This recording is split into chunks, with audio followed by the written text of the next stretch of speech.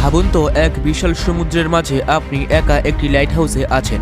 আপনার সাথে কথা বলার জন্য কেউ নেই, সব সময় ভয় আর আতঙ্ক আপনাকে ঘিরে ধরে রেখেছে। তাহলে কেমন হবে? শুনতে রূপকথার কোনো গল্প মনে হলেও পৃথিবীতে এমন একটি কাজ আছে যে কাজে জয়েন হওয়ার আগে বলা হয় তুমি তোমার পরিবারের সাথে শেষ দেখাটা করে নাও, কারণ যে কাজে তুমি যাচ্ছ সেই কাজ থেকে ফিরে আর নাও আসতে পারো। হ্যাঁ, এতটাই বিপজ্জনক সেই কাজ, এবং সেই কাজটি হলো বিশাল সমুদ্রের মাঝে একটা লাইট হাউস পাহারা দেয়া। লাইট হাউসের ইতিহাস অনেক পুরনো, তবে আজ আমরা লাইট হাউসের ইতিহাসের দিকে ঝুঁকবো না। আজ আমরা জানবো লাইট হাউসের ভয়াবহ দিক সম্পর্কে। একবার এই ছবিটি দেখুন, যেখানে একজন ব্যক্তিকে প্রচন্ড ঢেউয়ের মাছ থেকে উদ্ধার করা হচ্ছে লাইট হাউস থেকে, এবং তিনি কতটা ভয়াবহ অবস্থায় আছেন। হ্যাঁ, একজন লাইট হাউসম্যানের ভয় পেলে চলে না, তার কাজ খুবই ছোট কিন্তু ঝুঁকি অনেক বেশি। এই যে লাইট দেখছেন, এই লাইট যেন সব সময় চলতে থাকে, এটাই একজন লাইট হাউসম্যানের কাজ। কিন্তু ঝুঁকি কোথায়? ঝুঁকি হচ্ছে এই বিশাল সমুদ্রের মাঝে একাকিত্ব এবং আবহাওয়ার সাথে যুদ্ধ করে টিকে থাকা, যে যুদ্ধ লড়তে হবে আপনাকে একাই। ইতিহাসে এমন অনেক ঘটনা আছে যেখানে